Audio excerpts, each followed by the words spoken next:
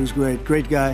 He's coming Donald Trump আর Vladimir জেলেনস্কির বৈঠক মানেই যেন উত্তেজনা। হোয়াইট হাউসে এবারের বৈঠকেও মার্কিন প্রেসিডেন্টের মেজাজ কিছুটা গরম হয়েছে বলে জানা যাচ্ছে। ইউক্রেনের নেতার জন্য বৈঠকে যে আলটিমেটাম অপেক্ষা করছিল তার খবর বের হয়েছে এতদিনে। ট্রাম্প জেলেনস্কিকে বলে দিয়েছেন রুশ প্রেসিডেন্ট ভ্লাদিমির পুতিনের শান্তির শর্ত মেনেই সংঘাত শেষ করতে হবে, না হলে ধ্বংসের মুখোমুখি হতে হবে ইউক্রেনকে।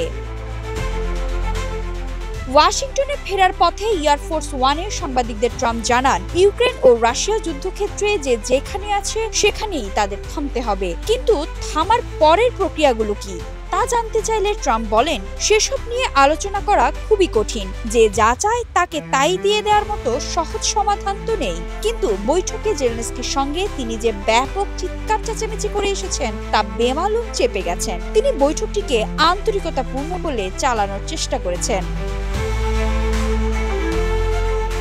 ভ্লাদিমির জেলেনস্কিকে নিয়ে বসার কিছুক্ষণ আগেই রাশিয়ার প্রেসিডেন্টের সাথে কথা বলেন ট্রাম্প।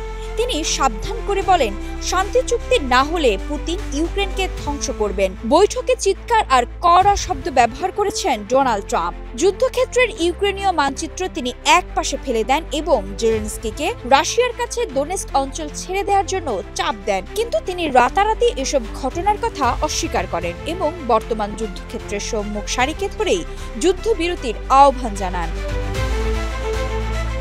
শান্তির পূর্ব শর্ত হিসেবে ইউক্রেনের গুরুত্বপূর্ণ পূর্বাঞ্চল থেকে ইউক্রেনের সেনাবাহিনী প্রত্যাহারের দাবি করেছেন ভ্লাদিমির পুতিন। কিন্তু দোনেস্কের আত্মসমর্পণ ইউক্রেনের জন্য মান সম্মানের প্রশ্ন হয়েই দাঁড়িয়েছে। দেশটি অনেকদিন ধরে অঞ্চলটি ছেড়ে না দিতে লড়াই করে চলেছে। রাশিয়া 2014 সাল থেকে যুদ্ধ করেও অঞ্চলটি অধিকারে নিতে ব্যর্থ হয়েছে।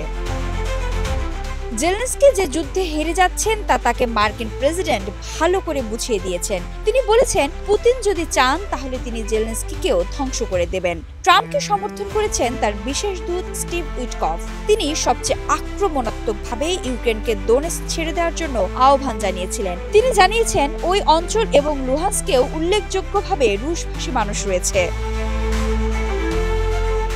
ইউক্রেন এখনো দোনেস্ক প্রদেশের প্রায় 4 ভাগের 1 ভাগ এলাকা দখল করে আছে। এলাকাটি কথিত দুর্গ বলয়ের অংশ।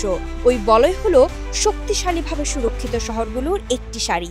রাশিয়ার সামরিক বাহিনী যেন পশ্চিম দিকে ইউক্রেনের রাজধানী কিয়েভের দিকে দ্রুত আগাতে না পারে তা নিশ্চিত করে ওই দুর্গ বলয়।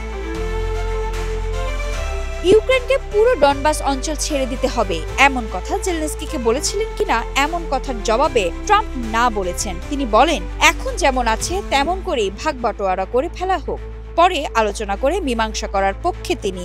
78% জমি এর মধ্যে রাশিয়ার অধিকারে গেছে বলে ট্রাম্প বলেন।